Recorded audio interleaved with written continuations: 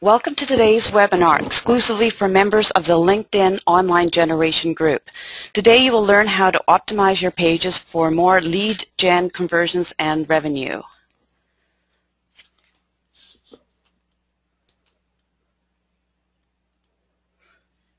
A few housekeeping items before we get started. There's no need to take notes. This presentation deck will be available to you after the webinar. Questions and answers can be asked in real time by using the questions panes, and there will be a QA session at the end. There will be a free offer for a custom landing page evaluation at the end of the webinar. Your presenter today is Chris Goward, co-founder and CEO of Widerfunnel. Chris is a marketing strategist and an entrepreneur since he began his first web design business in 1994. He developed Widerfunnel's methodologies, including the Lift model and Kaizen, and is in demand globally as a speaker. He also has an upcoming conversion optimization book by Wiley. You should sign up to the Widerfunnel blog to be the first in line and have a chance to win a copy when the book is released.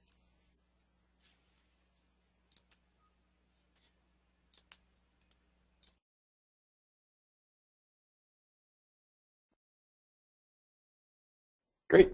Thanks, Nancy, for that kind introduction, and really happy to be here with the Online Lead Gen Group.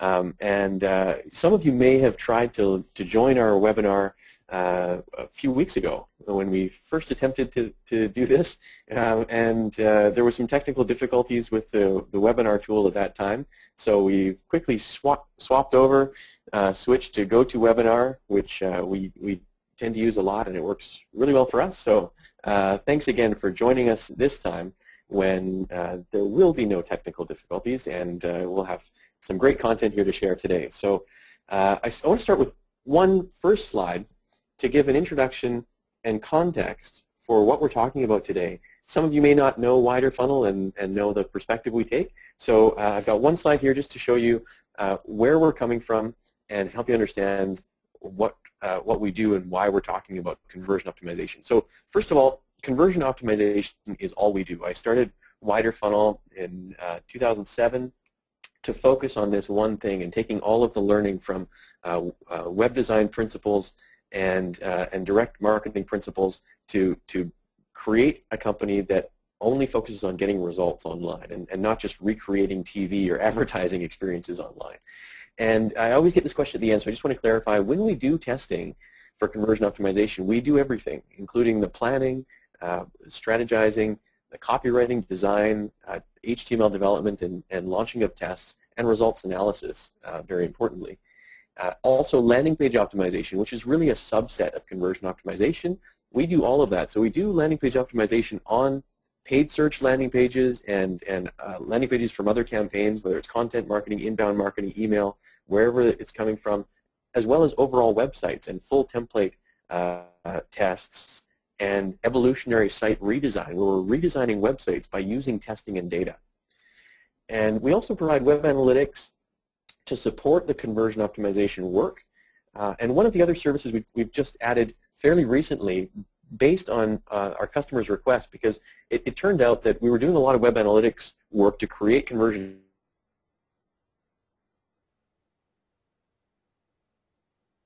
campaigns and effectiveness. And so we've actually spun this out as its own product.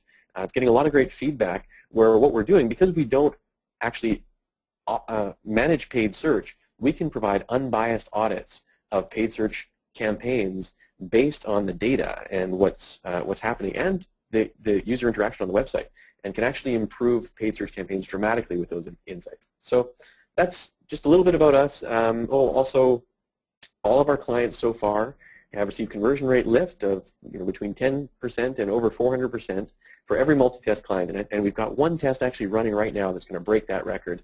It looks like it's going to be in the multi hundreds of percents lift, so we're very happy about that. But enough about us. Let's get into the content here, and we always like to start with a little bit of a warm-up that underscores what we're talking about in conversion optimization and lets you test your conversion skills. So let's start with one, which is a lead gen landing page, and this was a project we did for Hair Club. And you may be familiar with Hair Club, a very well-known brand, especially in North America.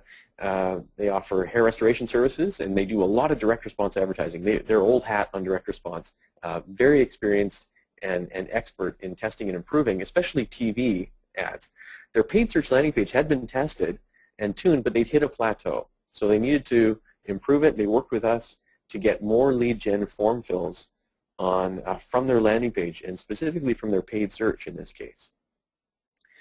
So let's take a look at a couple of the variations that we tested, and that had some interesting results. So variation A here, we have what we call the emotive design, where we have aspirational emotive imagery, beautiful women, and these are rotating images showing various aspirational scenarios that a person would expect when they have a full head of hair and all the benefits that come with that. And the second variation was just static text, which was written to describe the 3 service options at the time.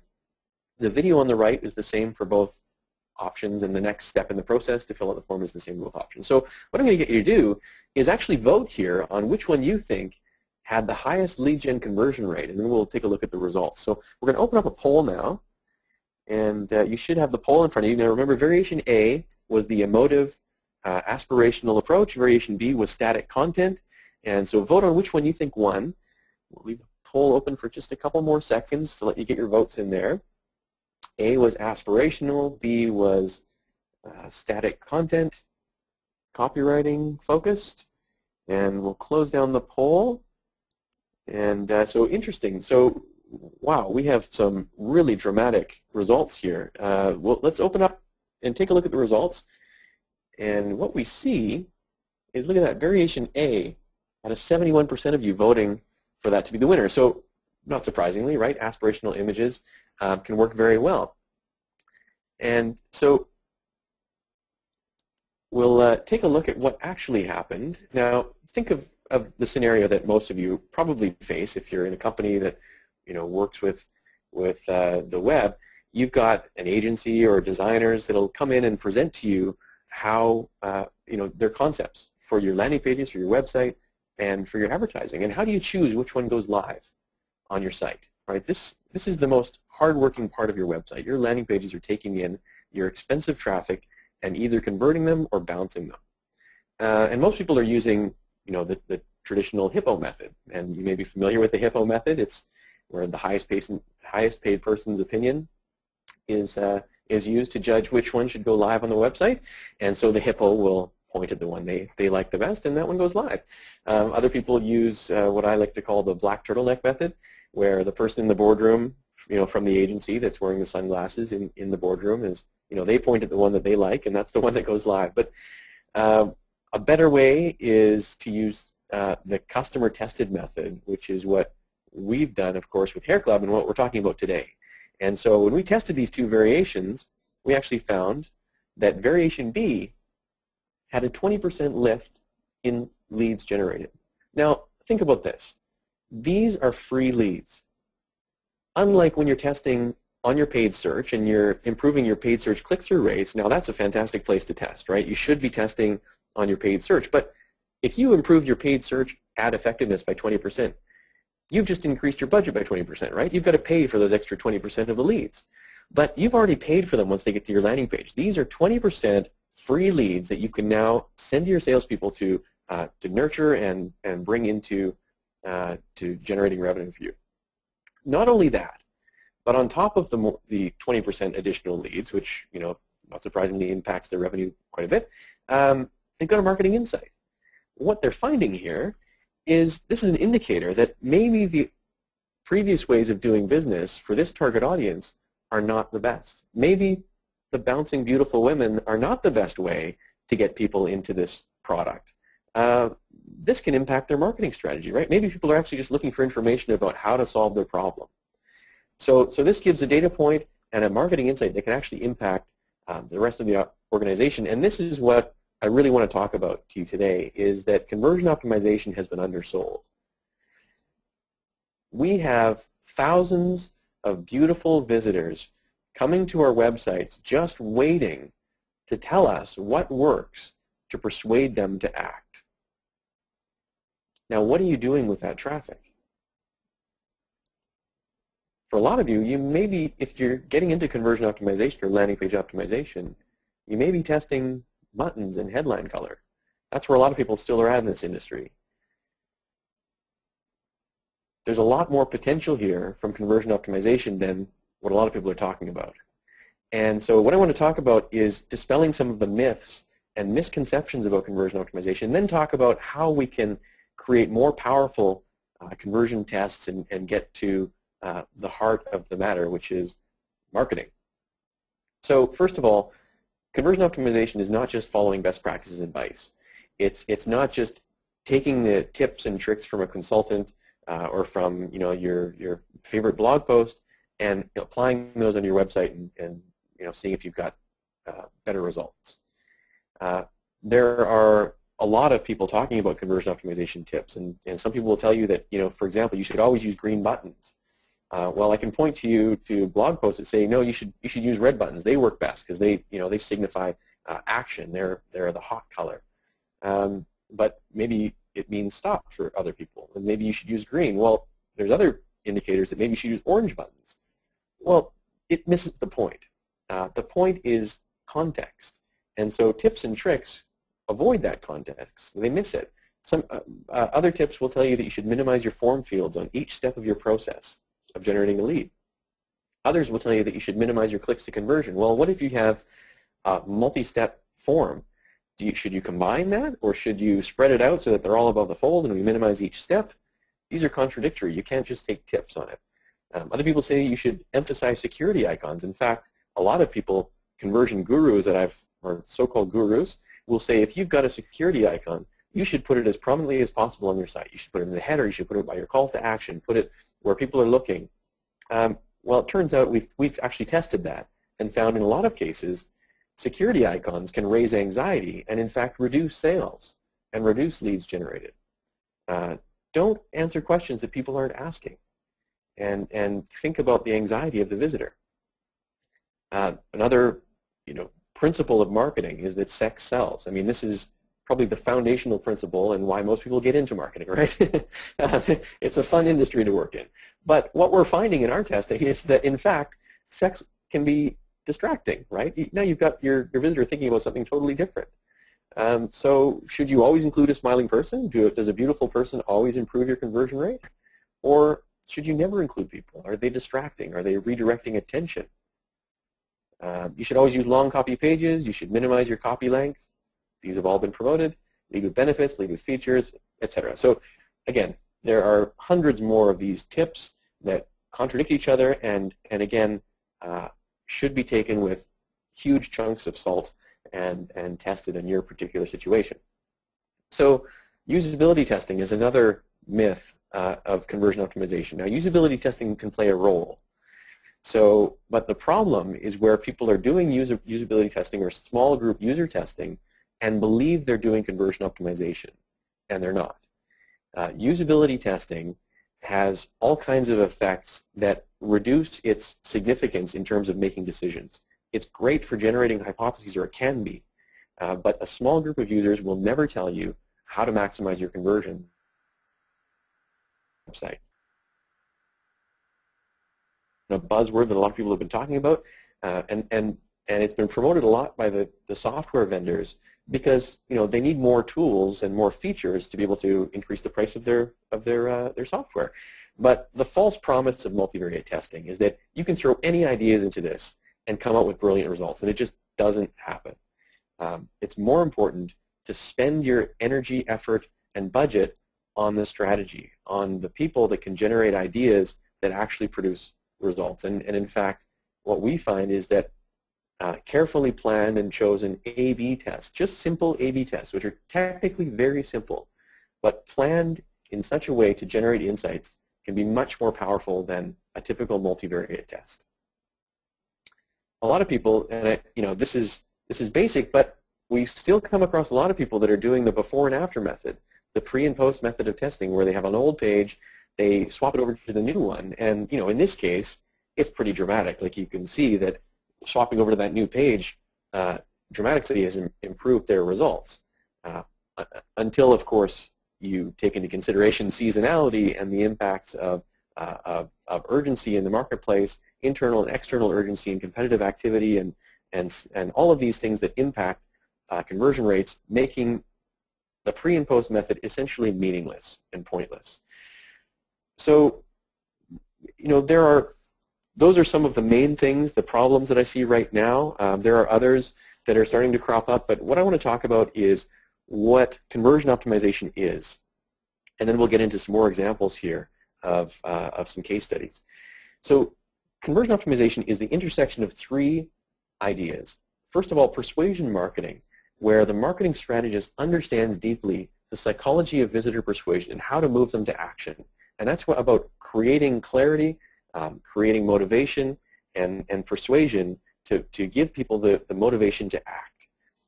And that's a key part of conversion optimization. The other component is experience design, where once someone has the motivation, we're giving them the ability to act. This is the realm of usability and of course user testing and interaction, but also more than that, of creating wonderful experiences that people want to engage in and use that motivation to propel them through the sales funnel. And then the third is the scientific method, where we use a rigorous approach, a rigorous process to test all of the hypotheses within persuasion and experience to find the optimal combination and to find the insights that can impact marketing. So that's conversion optimization, and that's what we're talking about today. Let's take a look at another example here, where this one is another B2B, this is a B2B lead gen landing page where software, the company is called Singular Software. The software is called Pluralize, and it's for video editing professionals, where their goal was to get more trial downloads, right? So this was actually a landing page that had traffic from affiliates, from search, from paid search and SEO, and direct traffic and email campaigns. And they needed to get more free trial downloads.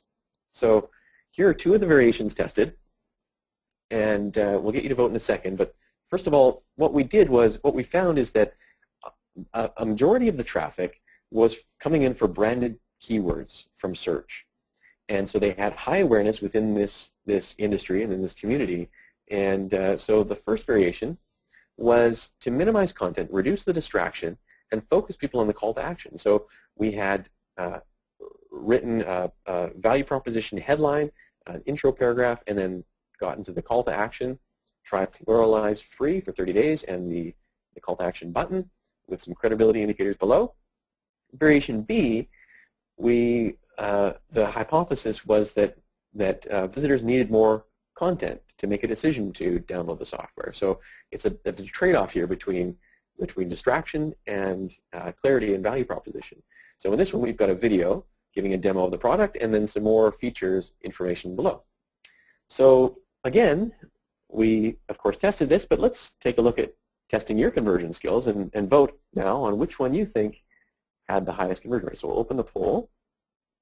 And variation A, remember, was the shorter version where it was just an intro and the call to action. Variation B had more content and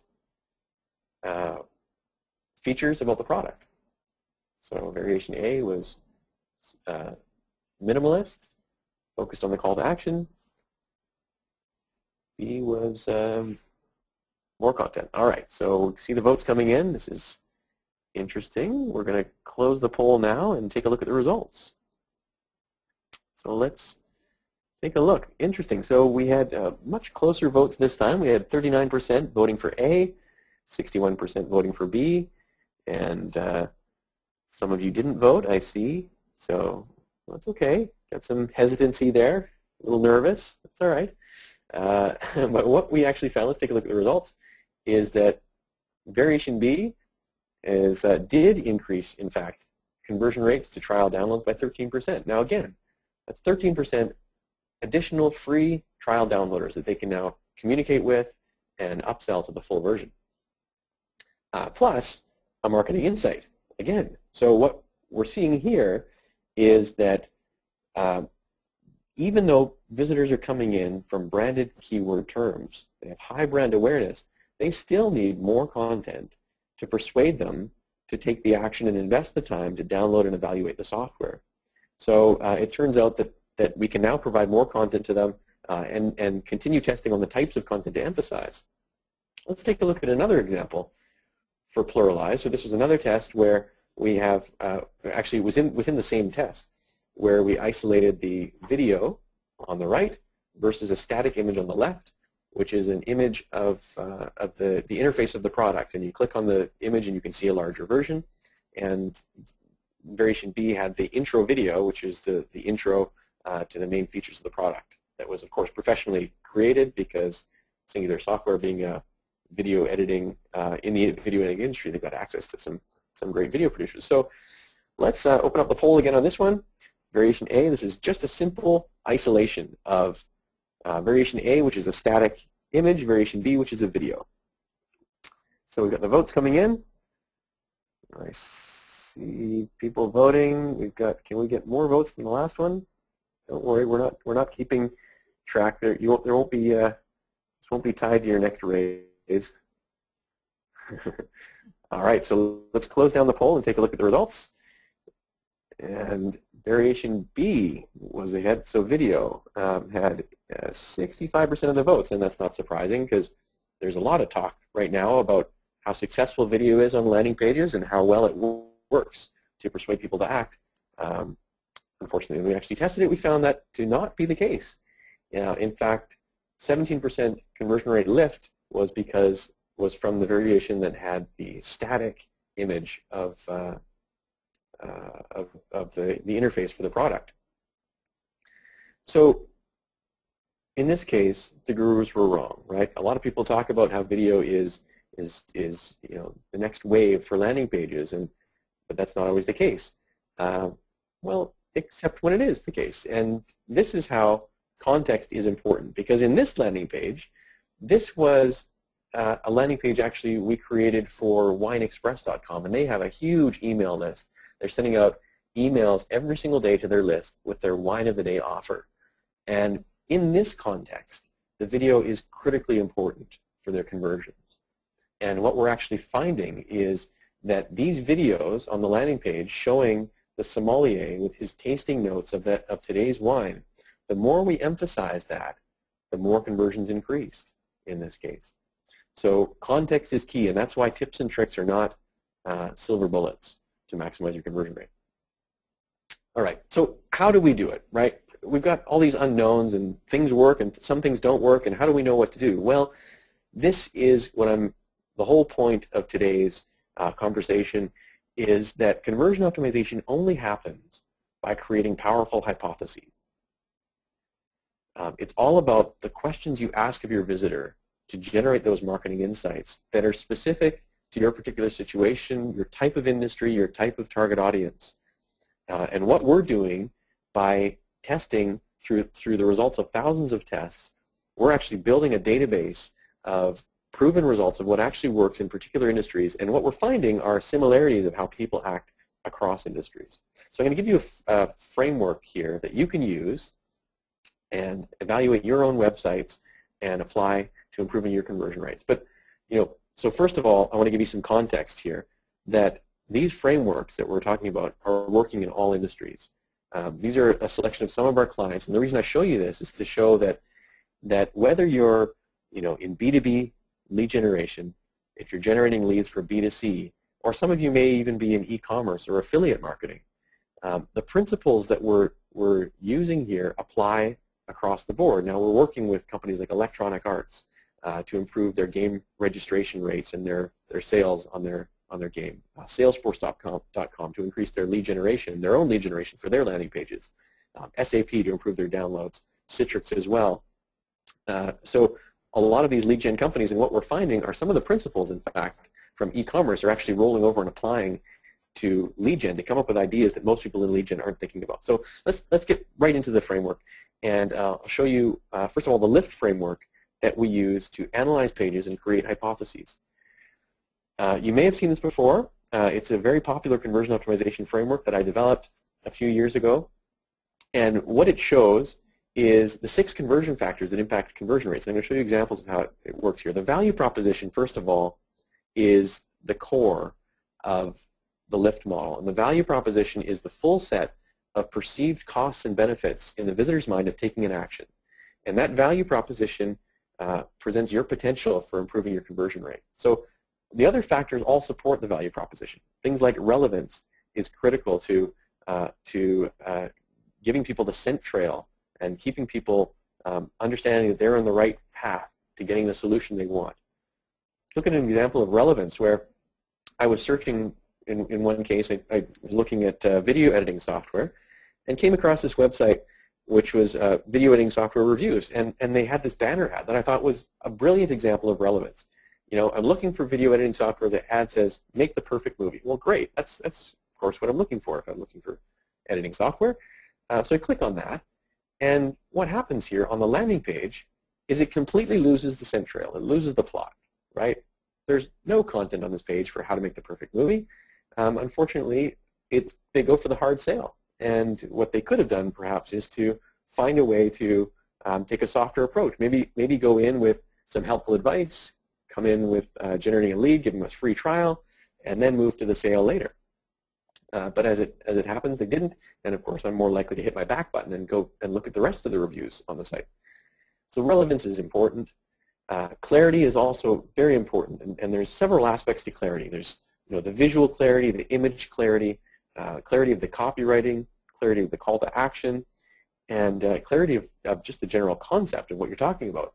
Here's another example where for Pluralize, this was actually the control page that they came to us with, and when looking at this landing page, it struck us that there were fish on the page, and this is video editing software. So the first thought is, well, are we selling fish food or software? And thinking about it a little bit more, it actually makes sense. These fish are because what Pluralize does is it helps video editors to synchronize multiple streams of video into one very easily. So all of these fish are sort of synchronizing and pointing at one place, that sort of thing. But it takes a lot of work to try and come up with that explanation and think about that.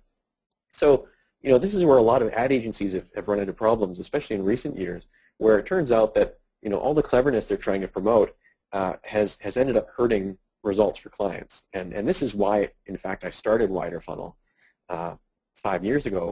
Was to I worked in a lot of agencies and was just so frustrated with the emphasis on trying to win awards and trying to be clever and really not caring that much about the client's results. And so so again, don't try to be too clever. Let's try and increase clarity to get better results. So those are the first three, and then there's anxiety. Anxiety is very important to monitor, and we saw that in an example earlier, but here's another example where for all pop art, this was a landing page, and it was actually their site-wide product page template. And all pop art's a great service where you can upload your photos, choose an art style, and they'll print it on a canvas and send it to you. Well, there are a lot of options to choose, and what was happening is that all of these radio buttons and form fields above the fold were creating anxiety in visitors' minds when they arrived on the page, and we were finding some different ways of laying this page out that actually produced dramatic revenue lift. In fact, we ended up with a 28% lift in conversion rates from this single test and a 42% lift in revenue per visitor. And we're continuing to test with them right now to continue the improvement throughout their site. But that was an example of anxiety that was severely harming their conversion rates, and thankfully is still harming their competitors' conversion rates. So the next one is distraction, and distraction is anything on the page or that redirects attention from the primary message or the primary call to action. And so the hair club example that we looked at earlier was an example of this, where this image is can be compelling, but also distracting, right? It's getting you thinking about something perhaps that's a little bit different than filling in a form to try and improve your head of hair. So that's distraction, and then finally urgency is giving people the reason to act now. And this is very important in lead gen. Of course, there's minimal risk for a person to leave your site and not complete the form or the action that generates the lead for you. And so here's another example, again, with wineexpress.com. They've got these wine of the day offers, but there's not enough urgency for this 24-hour offer. It's just hidden in this small area where it says, you get shipping for 99 cents for these special offers. They've got special pricing for 24 hours only, but it's a very small prominence. So we tested an urgency boost where we ended up having a countdown. So this was a dynamic section that said order in the next however long, and it was counting down every second to get 99 cent shipping, and emphasize it in the banner. So things like that, tactics like that can be used, and even just the tone of the communication, the tone of the copywriting and headlines can actually increase that sense of urgency and improve your conversion rates. All right, so let's take a look at how we apply that lift framework to maximize conversions in a wide variety of areas. So this was a client that we've been working with, and one test in particular where it's, on lemonfree.com, it's an automobile search engine. Essentially, they are an aggregator of all of the listings for pre-owned vehicles available throughout North America. Millions of vehicles available, and they have millions of visitors looking for those visitors, for those vehicles. But they needed to improve their revenue, and they also wanted a redesign at the same time. So rather than just hire a design agency that would come in and produce a redesign, but in a lot of cases we've seen new website launches, and you've probably experienced similar things where you flip the switch on the new design and everyone holds their breath and crosses their fingers and hopes that the new design actually works and doesn't kill your conversion rates. And in most cases that I've seen, the opposite is true. So we worked with them on a strategy for testing throughout their site to actually improve their design and their revenue. So their goal was to improve affiliate revenue and also lead generation revenue, because one of their affiliates revenue streams was generating leads for the actual vehicles. So this was one of the pages that we tested, and this is their site-wide vehicle listing page. And they had a variety of revenue sources where they had a loan quote here, there was AdSense, there was an insurance quote, credit report, shipping, and a lead gen form. So we analyzed the page and came up with several hypotheses, well, a lot of hypotheses actually, and tested a series of tests. So I'll show you how we use that. We start with the lift framework, looking for areas of within those 6 factors. So for example, a distraction point. This tip at the top of the page has got a little warning sign taking a lot of prominence on the page, but it's a low priority action on the page. It wasn't actually all that important for generating revenue. Secondary links are redirecting from the primary calls to action. There's interpage links above the fold, again, that are redirecting from primary calls to action. Too many clicks to get the insurance quote, so when you actually clicked on that link, there were several other steps you had to take to actually get the quote. So we created variations to improve that. Relevance, the shipping quote applies to few visitors. Most people are probably not looking to ship the vehicle, and so is that relevant for most of the visitors, or a distraction? Some urgency in the insurance quotes. There's no actual copy for how important that is. Call to action link copy doesn't include benefits, so again, these were pretty bare calls to action. So what we did is actually create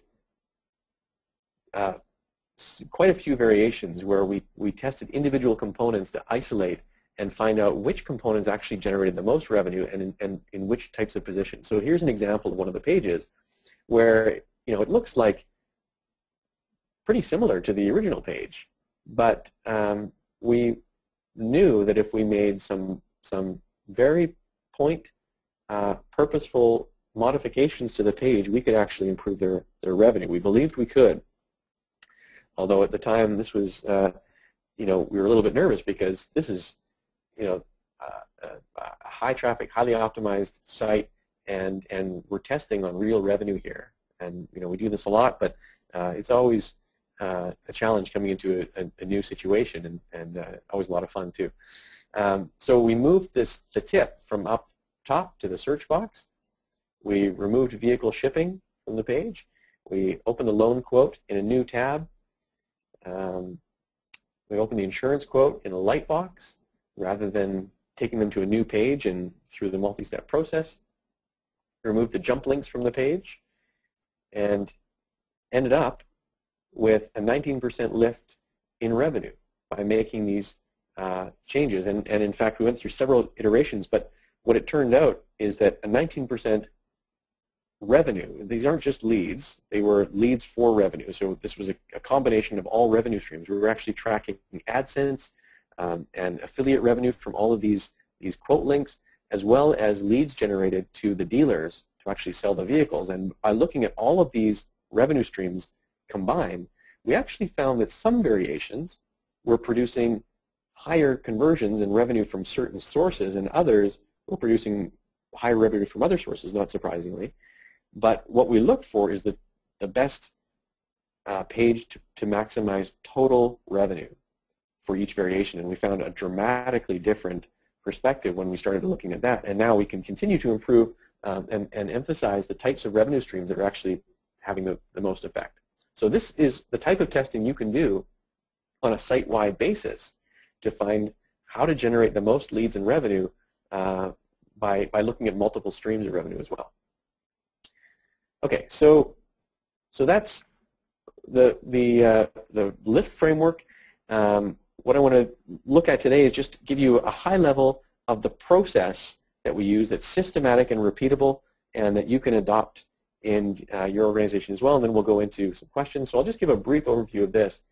The way we approach this is to start with a planning phase, and it's important to prioritize here in this Kaizen planning phase, we call it, to prioritize the test opportunities. And that's where you want to take a look at your analytics to find where are your high traffic, high importance, and high cost traffic sources coming into your site to start your testing, and then use that those insights to impact the rest of the website.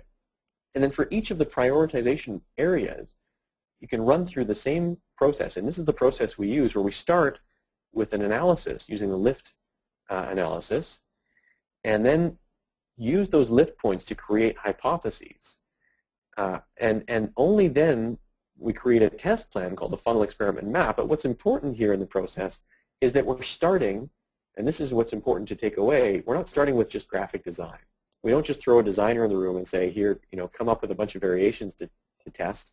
It's about being driven by strategy to maximize results.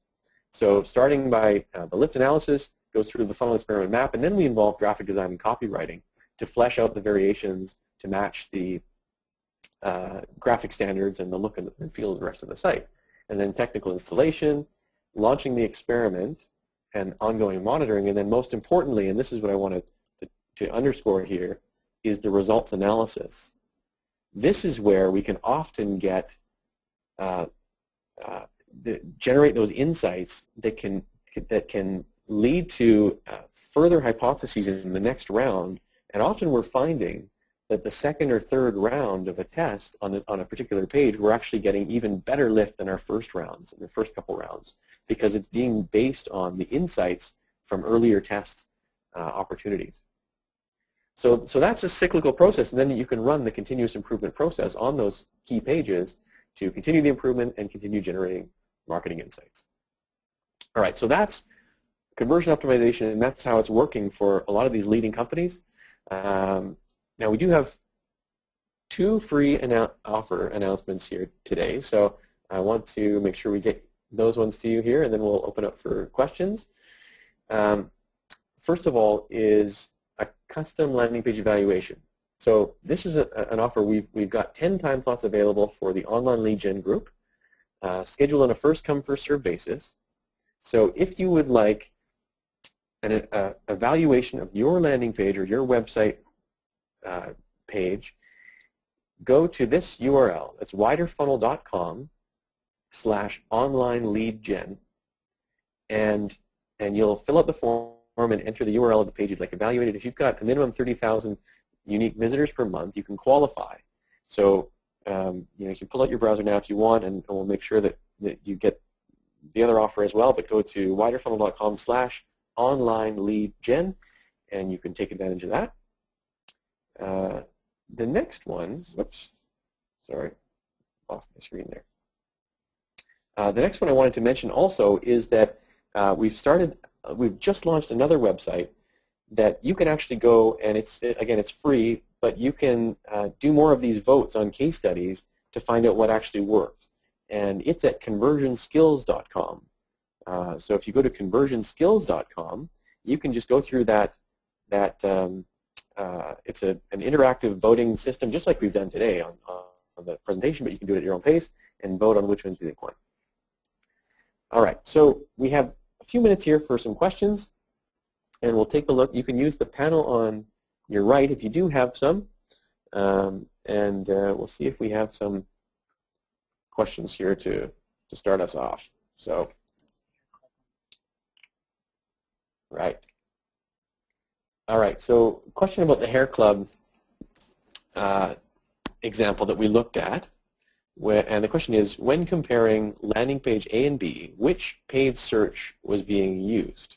Now, I'm not sure if the question is about source or keyword, but it was mainly Google AdWords that were being used, and I'm not actually able to tell you the types of keywords or the targeting. That's I don't have permission. It's confidential information. But it was the majority was paid search coming to that page in particular. We isolated the paid search, and it was mostly Google AdWords, which is in most cases where paid search is coming from for most of you, I'm sure. Question. What about optimizing a page based on the audience for B2B? We're thinking of revamping site content and to fit particular audiences, executives, IT, managerial. So yes, insights on that. Absolutely. The type of messaging that's going to work for an IT audience versus the business decision maker or managerial are going to be very different. And we've done a lot of that. I've done a lot of that with SAP in particular, where in some cases they're targeting business decision makers, and the types of wording and the types of features you emphasize are very different. And so a way of handling to tell from the keyword searches which they're most likely to be coming in for, or assuming you're driving from paid search, or if they're emails, trying to do some profiling to understand where they're coming from and segmenting the audience that way. Or else on the landing page experience, you can actually provide information, first of all, that's applicable to all, and writing with clarity about the overall value proposition, and then giving them options that are specific to each one. So for IT audiences, they can drill down to IT-specific pages, and again, for the business decision makers, or calls to action that are only relevant for them. For example, the business decision maker may be interested in an ROI calculator, and the IT decision maker may be interested in tech specs. And so by providing calls to action that are specific, you can actually understand which audience is clicking on the links, and then on the next page you can actually provide customized information. So there's a variety of different ways of segmenting audiences that we've tested with and found to work well. Questions about, can I get a copy of the PowerPoint? Yeah, no problem. We'll be sending those out. Let's see. Regarding video. Since you're working with partners in the online games, experience with partners using videos on the landing pages. Yeah, great question. You're right. We've done a lot of testing with online games as well. And in fact, interesting, we just presented a case study for a game company, N3V Games, out of Australia, and we did some landing pages on their testing. sorry, we did some testing on their landing pages, and actually also found that a video isolation in that case, where the video did underperform the other content that was more about the features and static presentation of the features. So although there's certainly some cases, and we have also tested other cases, and one in particular that is coming to mind, where video for a multiplayer, massively multiplayer online role-playing game, MMORPG, the video worked very well in that case. But the presentation of the video was very important. So how we framed it with the headline and supporting calls to action, we saw dramatic differences in the visual surroundings of the video that framed it in and changed the results significantly. So, and in that one, we had triple-digit impacts in variation between the variations. All right, so there are a bunch of questions coming in. Let's see. Yeah, slides will be sent. The video. Let's see. Are you seeing completely different? No, here's a question. Are you seeing completely different landing page designs that work for organic versus paid? The short answer is, well, maybe there is no short answer. There are some considerations, of course, for organic that have to be taken into account that are more on the technical side to maximize organic rankings. And so we always have to keep those in mind when we're testing organic pages. However, the persuasion tactics and the ability to, and the strategy actually of value proposition presentation is the same for online, for organic and paid in general. So especially if people are using similar search terms, whether they're clicking on organic or paid search, in a lot of cases, in most cases, a lot of people don't know the difference, especially when you're talking about a general consumer audience. They think they're just clicking on a link. And so their intention, their mind frame is actually the same. So, and which is a real downside for a lot of organic pages where they're designed mainly for search engines rather than for the actual target audience, which is your visitors that you want to persuade. And so we're actually getting some significant lifts on organic search results, organic search landing pages, because there's such a low starting point. You know, they just haven't been designed with people in mind. But there are ways around that. There are ways to technically keep that SEO value intact and also provide persuasion ability. All right. You know what? We're coming to the end of the time here, and there's a bunch more questions. But what I'd like to do is follow up with you that we haven't had a chance to answer today, and hopefully actually we'll be able to do some follow-up blog posts to address some of these questions as well. So if you actually go to widerfunnel.com/blog and sign up there, and then you'll make sure to get the blog posts where we're, of course, promoting more of these webinars. Hopefully you found them helpful, but also answering these questions and helping you to maximize your results. So thanks for attending. We really appreciate it, and especially for those of you that made the time to attend again today. We appreciate it, and are thankful for you coming back, and hope to see you in the next one as well. So thanks again, and we'll sign off for now.